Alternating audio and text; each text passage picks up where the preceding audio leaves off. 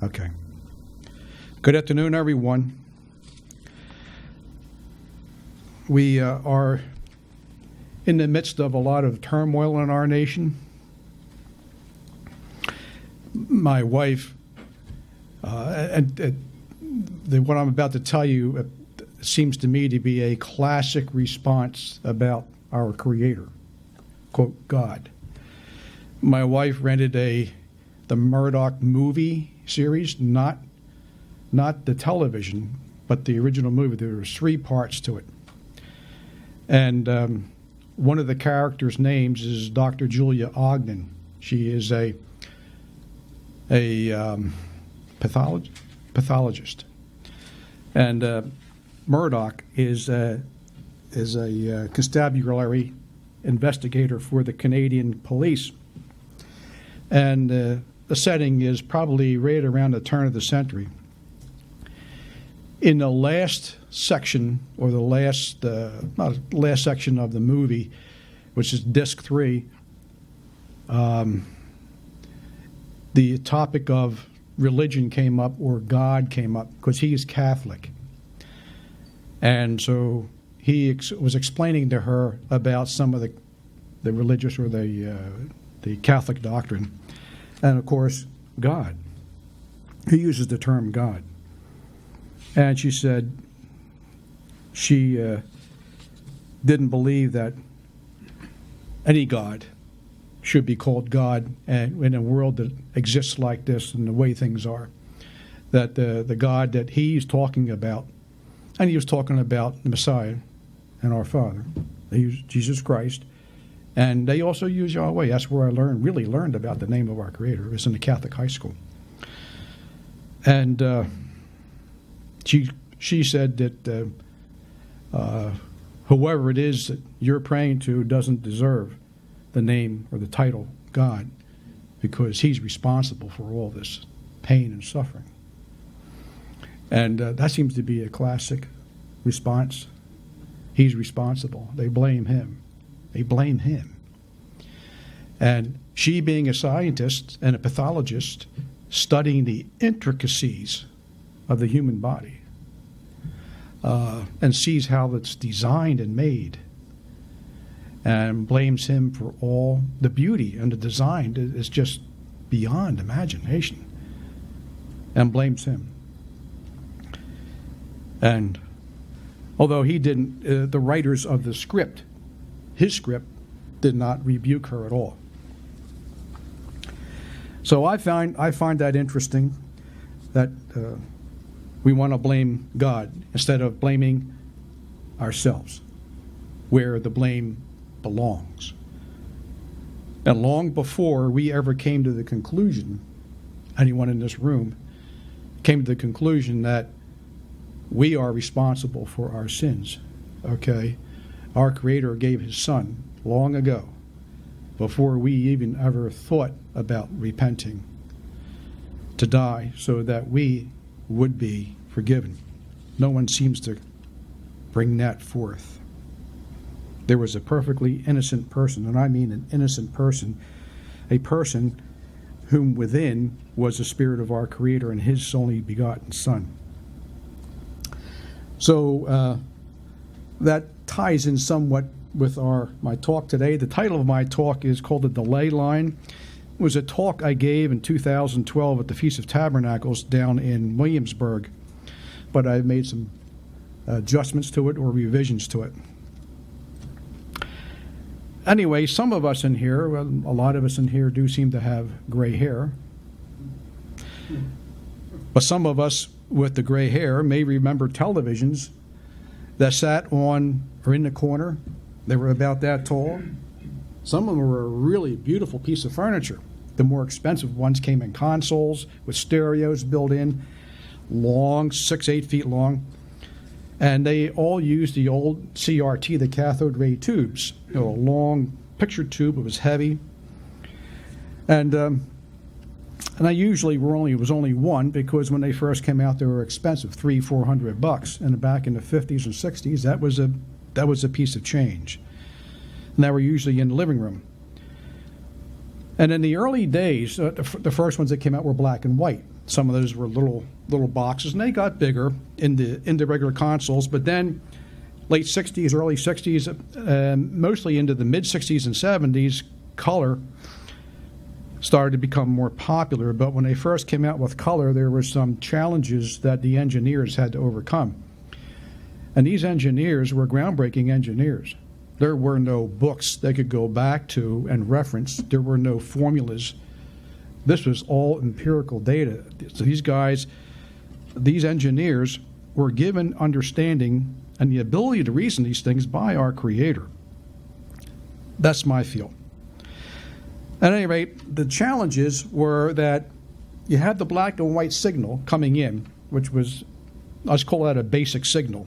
Along with that signal was also an audio signal. So the receiver had to separate these signals out. I'm giving you just a brief overlay here. I did study television and different electronics in my past. So, but when they brought out color, the problem is when the color signal was received, only half the picture was colorized. You weren't getting the whole picture. And because there was so much information in the color, you had three primary colors in electronics, and these color pictures, there were phosphorus dots in these color tubes, and this beam of electron beam had to hit that color dot when it was energized, and this was interlaced, sweeping back and forth, and the eye could not perceive the differences with the beam going on and off because it was so fast. It looked like red, greens, and blues, or flesh tone colors, or whatever it was. So in order to get this color to be on the entire picture, or to get the whole picture, they developed what they called a delay line. Okay, and it delayed the black and white signal. Okay, so that the black and white and the color showed up in the amplifiers at the same time, so that everything could be turned on and off. And this stuff happens in microseconds, extremely fast. So, and the device delayed the black and white signal to allow the processing the color so both would appear on the screen at the same time. Now, I'm going to leave you hanging with that for now. And I like to turn to 2 Timothy. And how does all this relate to scriptures? Oh, I'm not going to be jumping through hoops to do this, but it is the principle that I am looking at here. 2 Timothy chapter 3, verse 16.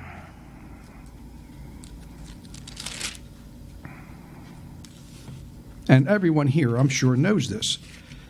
And also remember, brethren, Paul and the apostles. I think just about all the apostles and our Creator. And even back in the earlier Testament, like Angelo likes to refer to it as, we are to remind each other continually. There's so much bombarding us 6 days a week. Okay, it's coming from everywhere. We need to be reminded. It's like the flashcards in grade school, the multiplication tables, the addition table. Yeah, pound it in.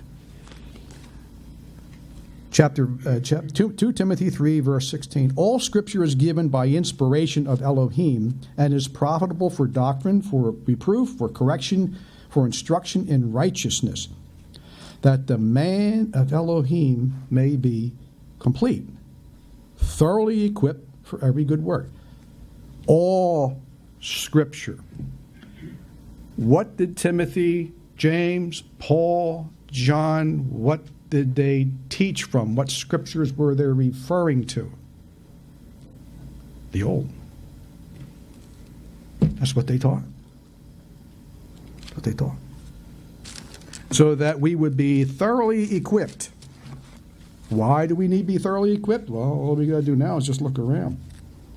Now, as a little caveat to put in here, the rioters are burning, anybody know?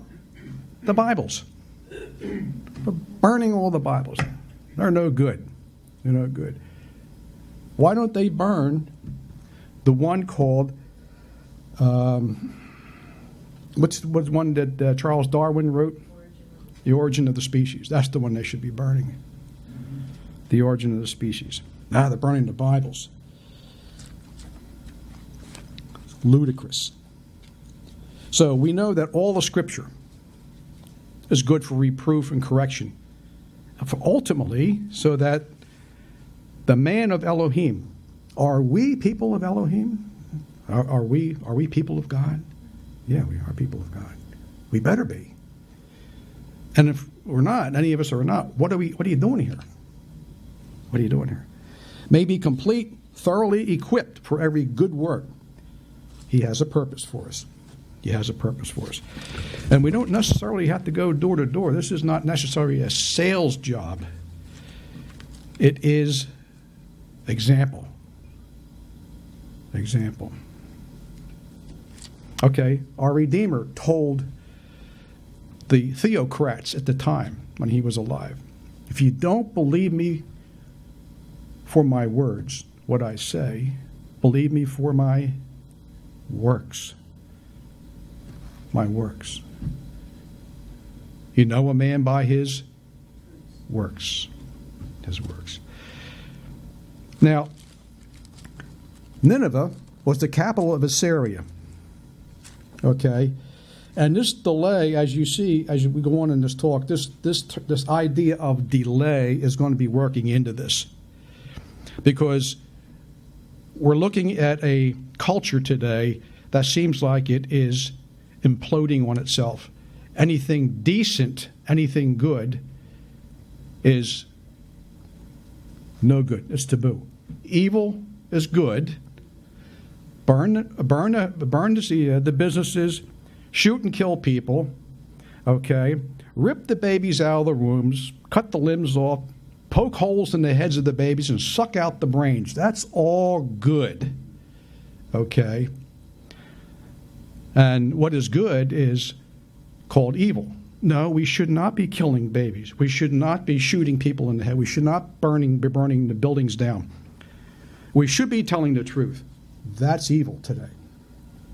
That's evil. So Nineveh, getting back to Nineveh, that was the capital of Assyria, and the Assyrians were masters of terrorism. They used to fillet their people, their enemies, alive. Alive. They would skin them alive also. So, needless to say, when Jonah was commissioned, I want you to go to Nineveh, and I want you to talk to these people and call the Assyrians, okay, which was the capital of Nineveh, to repent. And he says, man, you got to be kidding me. Do you know what these people are like? But our Father in heaven said, go do it. Go do it. The Israelites loathed the Assyrians. So, and Jonah was told in this scripture, he was angry. He was commissioned by our Creator to call the Assyrians to repent. And we can read it in Jonah. You guys can turn there. I have notes here on it. Jonah chapter 4, verses 9 through 11. And the context, our Creator, and this is part of what, another caveat in here to remember, what are the three things that our Creator requires? Not asks or recommends. What does He require? And a requirement, if not done, comes with a penalty. What does He require of man? And it's in Micah. You can take a look at it at a later date. Micah 6, verse 8. What I require of man is that you do justly, okay, justice. Take a look at today. A little boy, a little black girl and her dad walking down the street. It's on film. Car driving by, a guy took a pistol out the window, boom, shoots her in the head, shoots her again, shoots the dad. Yeah, they weren't doing anything. We just rented an apartment. The gentleman, an older gentleman and his wife, they moved up from Baltimore. They're moving out of Baltimore. Terry was talking to him. And he said, Baltimore is terrible. He says they sucker punch the older people, one in the gut, and then bam in the face. You know, they beat them up. I require of you, man, to be just, to love mercy, and to walk humbly. These things are the complete antithesis of what we're seeing today. And it was the complete antithesis of what those people in Assyria were like too, I believe. And Jonah was of the opinion, wipe them out. Why don't you just Sodom and Gomorrahize the whole city? Our Redeemer's, our Creator's response is, now this is where the mercy comes in of these three, that he practices, our Creator. 120,000 who don't know their left hand from their right hand. And I'm supposed to wipe them all out? And he didn't. And that town repented. Did he know those people? Paul, in his writings, Romans chapter 6, he has foreknown people, predestined them, called them. Do we know that none of these were? We don't know that. Our Creator does. Let's look at the prophet Eliah. I call him Elijah. You know him as Elijah. And 1 Kings chapter 19, verses 13 through 18. Let's turn to 1 Kings. We'll read that.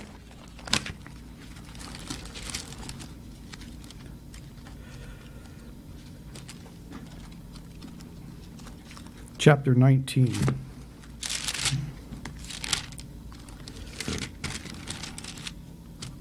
Starting in verse 13. So it was when Eliah heard it that he wrapped his face in his mantle and went out. First off, let's pick it up in verse 11. Then he said,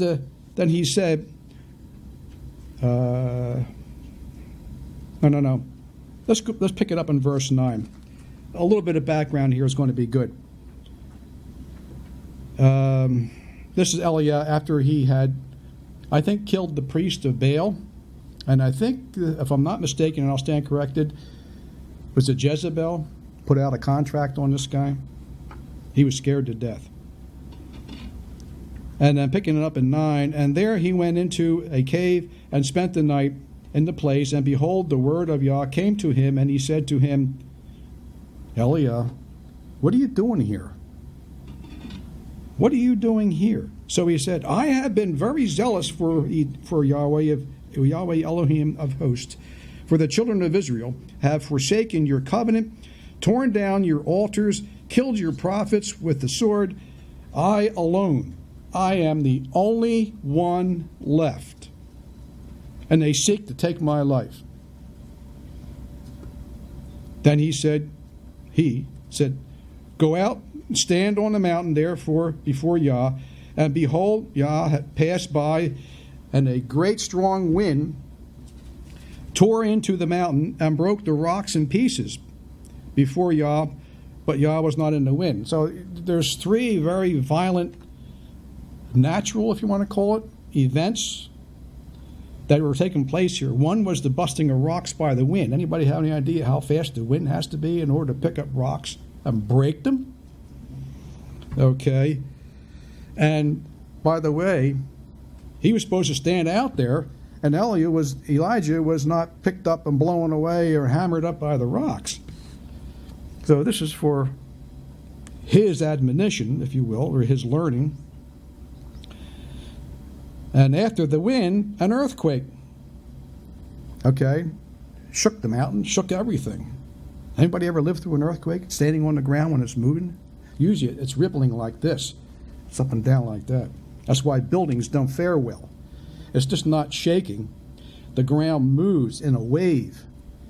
and it gets the whole building rocking, and things just crumble and fall apart. But it happens at a very high frequency. And after that, there was fire. So what are these three things? These things are very destructive. Strong winds, earthquakes, and fire. But our Creator was not into fire. But this is where the mercy comes in. But after the fire, a small voice, low voice. So it was when Eliah heard it, that he wrapped his face in the mantle and went out and stood at the entrance of the cave. Suddenly, a voice came to him and said, "What are you doing here?" He said this again, "What are you doing here, Elijah?" And he said, "I have been very zealous for the host. The children of Israel have forsaken your covenant, torn down the altars, and again, I am the only one left. Woe is me." And Yah said to him, "Go, return your way to the wilderness of Damascus, and when you arrive, anoint Hazael as king over Syria. Also you shall anoint Jehu," probably supposed to be Jehu, "the son of Nimshi, and the king as king over Israel, and Elisha," remember who Elisha was, okay, "the son of Shaphat of Abel Meholah. And you shall anoint as prophet, you shall anoint him as prophet in your place. It shall be that whoever escapes the sword of Hazael, Jehu, Elisha will kill. Yet I have reserved," and here we go back again, I'm the only one left. Okay? This whole world, this whole culture is falling apart. Hold on a minute. Just hold on a minute. "I have reserved 7,000 in Israel, whose knees have not bowed to Baal, and every mouth that has not kissed him." How did that happen? He, our Creator, reserved them. I pick you, I pick you, I pick you. However he did it, he picked 7,000 people, and they have not defiled themselves with Baal. So he said, they're the ones I'm looking for. Just like the 120,000 in this area, and Nineveh. These people don't know their head from their feet, their left hand from their right hand. And I'm going to wipe them all out? No. That's his mercy. That's his mercy. He lives by what he says. Now, again, what is being inferred here, brethren, and I use the word infer because it does not say directly, why don't you just destroy these people? I'm the only one left. Wipe them out. Like Peter. He was going to roll out the sword, and he's going to save our Redeemer. Let's put it away. Let's turn to Revelations chapter 6. Revelations chapter 6. I got into trouble one time with this Revelations chapter 6 with another brother. Sometimes I just get into trouble. That's all there is to it.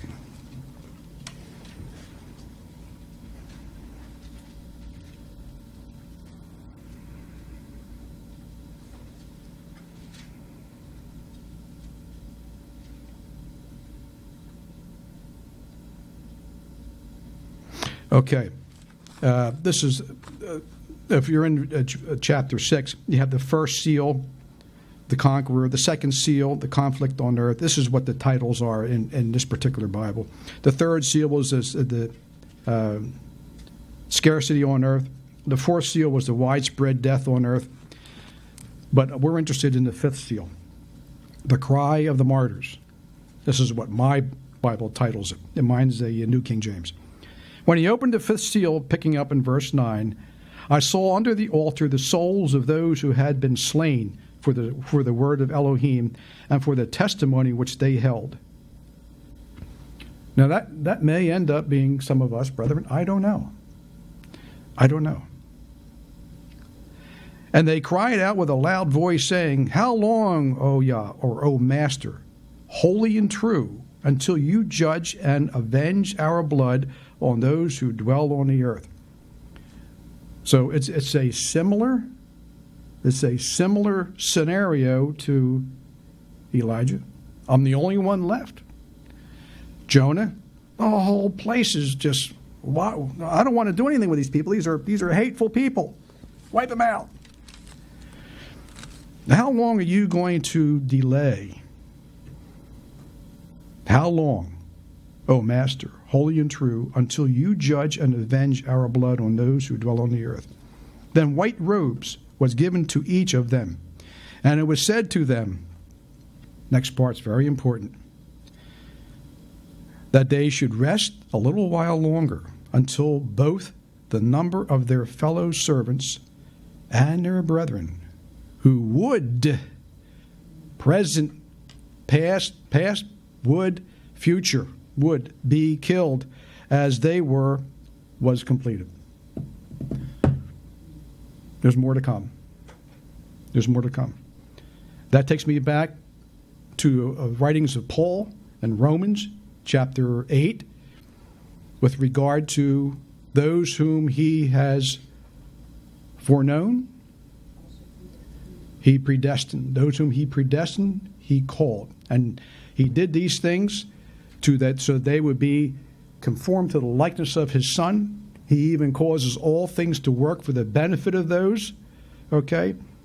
And when you look at that, and those whom he called, he justified. It doesn't matter if you were a sinner or not. If he called you, he justified you. He forgave you of your sins. Of course, you don't go, he's not saying you go out and you have carte blanche to break the commandments. The blood of his Son covers the worst of the worst. He's forgiven them. You're not guilty. Okay? But this fifth seal is saying there's more like them. There's more like them. There is a delay here, and for a good reason. For a good reason.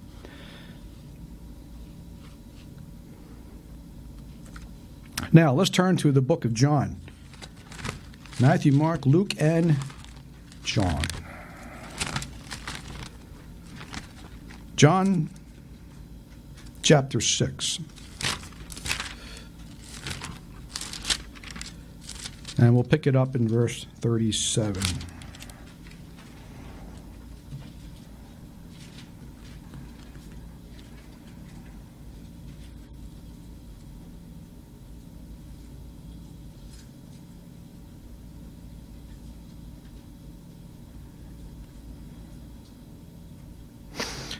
Let's pick it up in 35. This is your classic description of the red letter. Or the red letter. The words of our Redeemer. I am the bread of life. He who comes to me shall never hunger, and he who believes in me shall never thirst. But I said to you that you have seen me, and yet you do not believe. All that the Father gives me, let me read that again. But I said to you that you have seen me, and yet you do not believe. All that the Father gives me will come to me, and the ones who come to me I will by no means cast out. For I have come down from heaven, not to do my own will, but the will of him who sent me. This is the will of the Father who sent me, that of all he has given me, I should lose nothing, but should raise it up on the last day. And this is the will of him who sent me, that everyone who sees the Son and believes in him may have everlasting life, and I will raise him up on the last day. Of course, and the Jews go on to complain, because yet I am the bread that came down from heaven. So you can see why Lazarus came back from the dead. After 4 days, the guy began to smell. He was breaking down. Things were breaking down. And Martha said, "Oh, he's going to have an odor." And he called Lazarus forth. After the death of our Redeemer, Terry was doing some research. He had to move out of the area. Lazarus. They tried to kill him. He was a witness. He came back from the dead. We want a sign. You got to be kidding me, fellas. So our Creator knows human nature. He knows human nature. The will of my Father.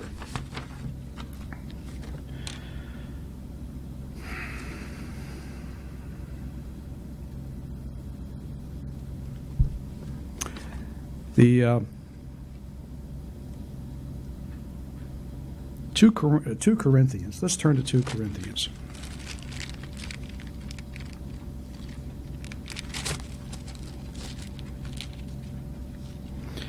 Chapter 2.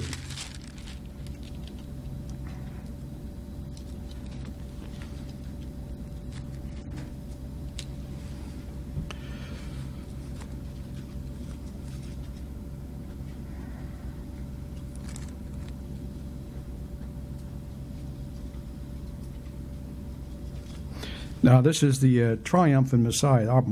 My Bible titles it that. And we'll pick it up in verse 12. Furthermore, when I came to Troas to preach Messiah's gospel, and a door was opened to me by the Messiah, by the Master, I had no rest in my spirit because I did not find Titus, my brother, but taking my leave of them, I departed from Macedonia. Now thanks be to Elohim, who always leads us in triumph in Messiah, and through us diffuses. This is very, very interesting. Thanks be to Elohim, who always leads us in triumph in Messiah, and through us diffuses the fragrance of his knowledge in every place.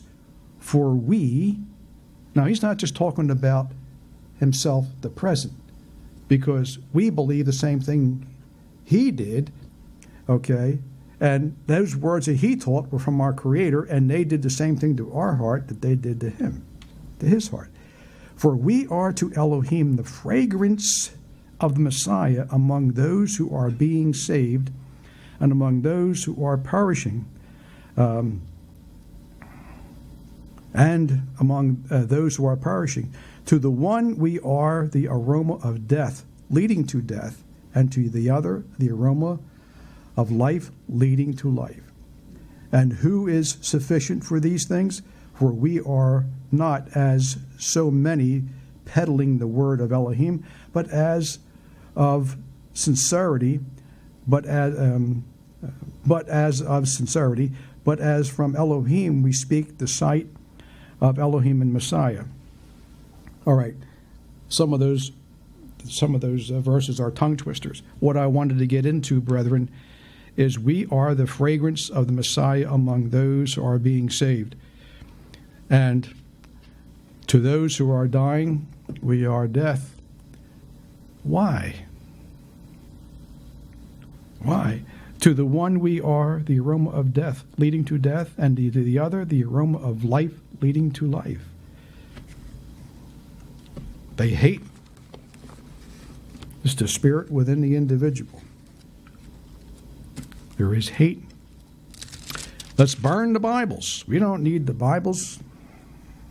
Let's prostrate ourselves before the origin of the species. Let's elevate Darwin. Well, at any rate. Now, in 1 Corinthians, Paul tells us we are to be temperate in all things, and we practice temperance to obtain an imperishable crown. Thus, we fight not as one who beats the air.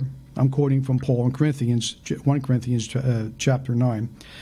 But we discipline our bodies and bring it into subjection, lest we witness to others, we should become disqualified. Now, Paul's writings can be a little interesting. Disciplining our bodies, the mortal, the physical bodies. What is it that the bodies like? We like the pleasurable things. We like the nice things. And Paul said we should be disciplining our bodies and bringing it into subjection. Into the subjection of what? The Spirit of our Creator. To the Spirit within us. Now I have a question here. And this is in the Scripture. If anybody can fill it in, that'd be great. What lies at the door? Okay. And its desire is for what?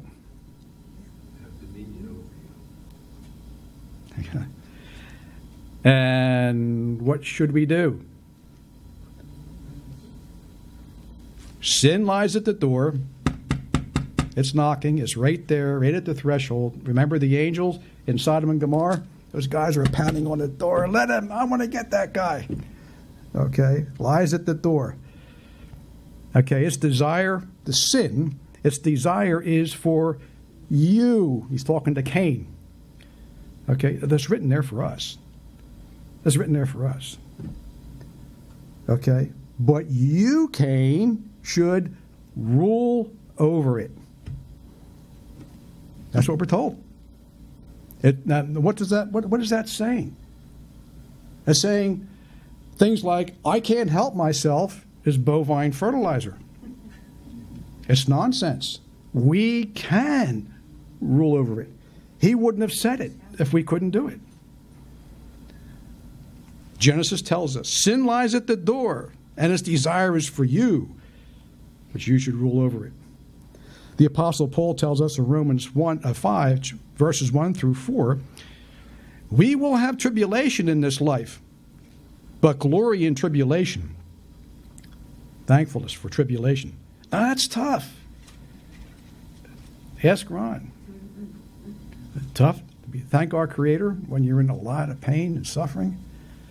You know, the Gov has got this here coronavirus half shutdown business to the point where it's draining people's coffers and they're putting the middle class and the poor.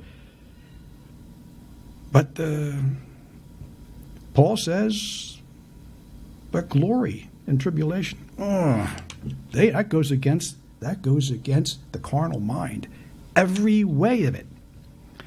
Knowing that tribulation produces perseverance. Well, you're an example of perseverance. If you didn't, you wouldn't be here, Ronald. Perseverance, character, and character, hope. Now, hope does not disappoint. We just don't hope. Boy, I hope the Eagles win. I mean, we're not talking about that. We're talking a hope in something that does not go away or change. It's not shifting sand. It's not a possibility. We're not playing the numbers here. Now, hope does not disappoint because the love of Yah, of our Father in heaven, has been poured out in our hearts by His Spirit who was given to us. What did our Redeemer say? If I don't go, I can't send the Comforter. When He does. Okay. Now, there's a couple of scriptures I want to get to. Let's go to 2 Peter. 2 Peter.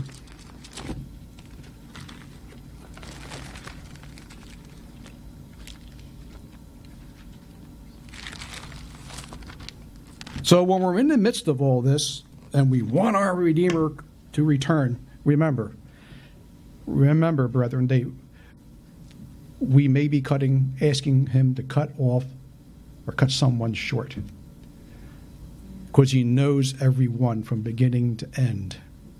Like those under the altar, even in that state, they were given white robes. He understands. He says, but you have to wait. Wait. How long? Wait. Remember what the scripture says? 1,000 years, like one day at that. Time is immaterial to Him. It doesn't mean anything. What means something to Him is life. And those He knows and has chosen. Not one of those are going to be lost. 2 Peter chapter 2. All right. Now, this is the flip side of perseverance, patience, working of character, and hope. This is the flip side. For if Elohim did not spare the angels who sinned, but cast them down to hell and delivered them into chains, that hell is just not the hole in the ground, it's a different place. Chains of darkness, to be reserved for judgment, and did not spare the ancient world, but saved Noah, one of 8 people, a preacher of righteousness, bringing in the flood on the world of the ungodly, and turning the cities of Sodom and Gomorrah into ashes, condemned them to destruction, making them an example for those who would afterwards live ungodly. You know, God's not saying anything anymore. He's not speaking to anybody. Well, all you got to do is go and take a look. You know, if you want to sodomize one another, and if you want to sodomize little boys and girls, now the Boy Scouts are getting sued because of that very same thing.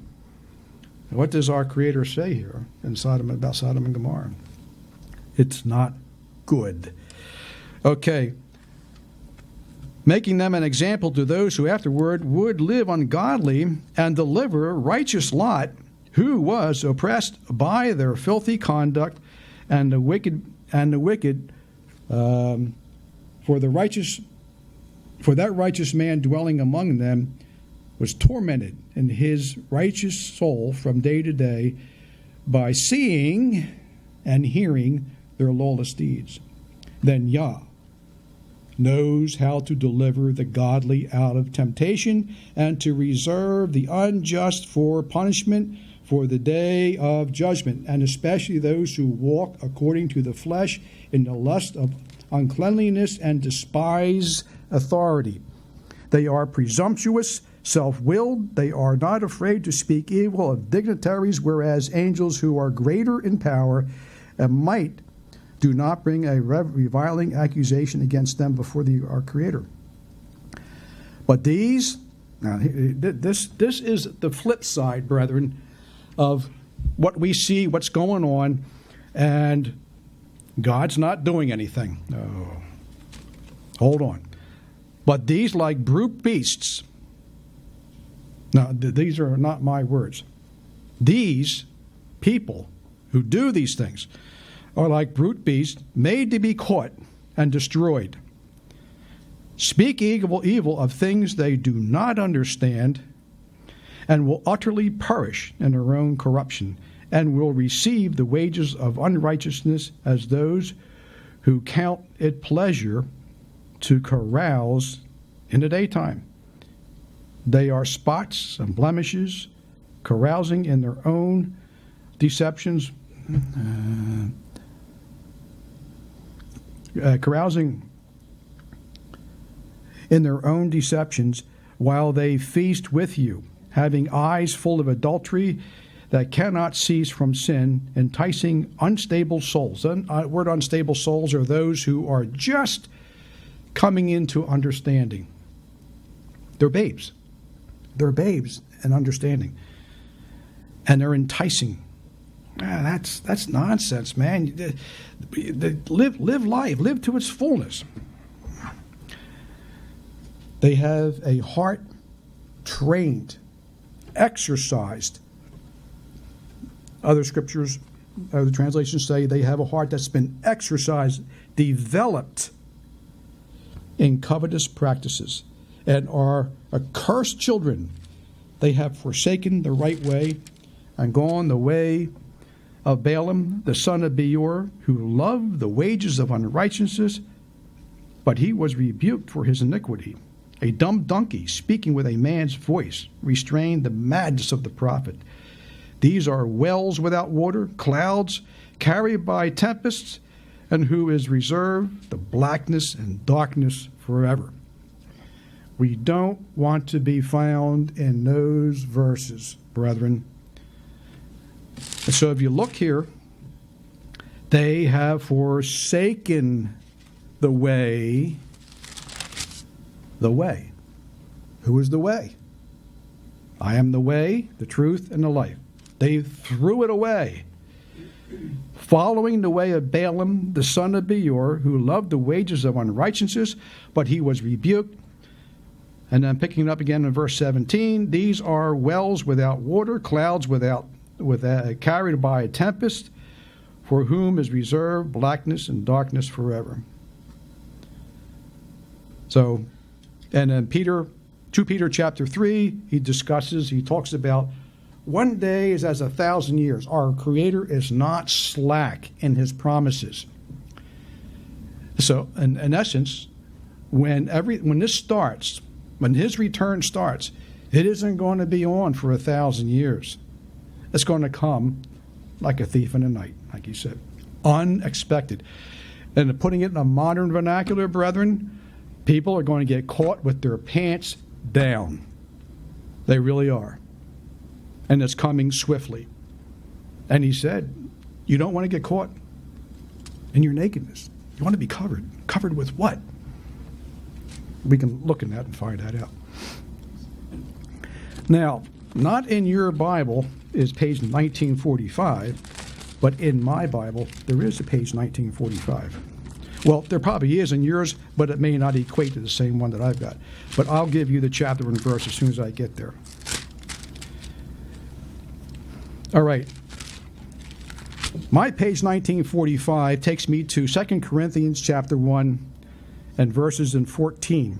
Chapter 1. But what I wanted to read here is the words that Paul chose in 2 Corinthians chapter 1. He chose words called sealed and guaranteed. Now, in my Bible, they have a word focus. The writers or the printers of this Bible decided to focus in on several words that they thought was interesting, and I think it's interesting too. You can decide for yourself. But, brethren, when I read this, you think about yourself and think about what our Creator's done. And Paul's writings in Romans 8, Romans 8 is a wonderful chapter. It's starting in where he speaks about all things work for the benefit of those that love him or called to his purpose. And you continue reading, and you can see where he has set everything in place for those he's called, those he foreknew, those he predestined, those he forgave. Let's pick this up here. The Greek word translated sealed here was a technical term denoting a seller's guarantee of validity for a purpose or for a purchase. As such, Elohim's gift of the Holy Spirit is our guarantee. In the ancient world, people commonly branded or marked personal possessions as they sealed letters with a seal of identifying the owner or the sender. In this passage, Paul was describing believers as being marked as Elohim's possession with the seal of the Holy Spirit. We belong to Him. We have a mark on us, and I believe that this word focus here, he's describing what it means in Greek, is accurate. This seal will remain until as Elohim's possession are completely redeemed. Paul often used another term with sealed, namely arabon. There is a I think a makeup product called arabon. Okay, and it's translated means guarantee. The Greek term was commonly used for a promissory first installment that guaranteed a full final payment. The word was also used by the ancients to refer to the engagement ring. That's where we got the term engagement ring. You're engaged. I'm yours. I'm not dating anyone else. I'm not looking at anyone else. A down payment. As Christians, we have received the Spirit as a first installment guarantee and foretaste of the full inheritance yet to be given. I thought that was interesting, brethren. Sealed and guaranteed. We can still walk away. But we just read, they left the way and went their own. Now, getting back, brethren, to the delay line. We have seen in here prophets of old, New Testament, and we've also seen in the Revelations, or how long are you going to wait? Okay, we're only a small dot. Okay, we're part of that beautiful bride that our Redeemer is going to marry. What part we are, I don't know. An eyelash, maybe? Maybe a toenail. I don't know. But whatever part we are of that bride, rest assured, she is beautiful. She's perfect, without spot, without wrinkle. And that's how love between brothers and sisters of like precious faith really is. And we are that way because He, our Father in heaven, has given it to us first. He loved us first, so we can love each and every one here. Even like with Lois, we got into a discussion, but we still love one another. We're still brothers and sisters of like precious faith. We look past that. We're not perfect yet, but we're getting there. So, in the end, brethren, through this delay, I should say, by His wonderful grace, the delay is by Him. Okay? We here in this room and many, many others will eventually get to see the whole picture in living color.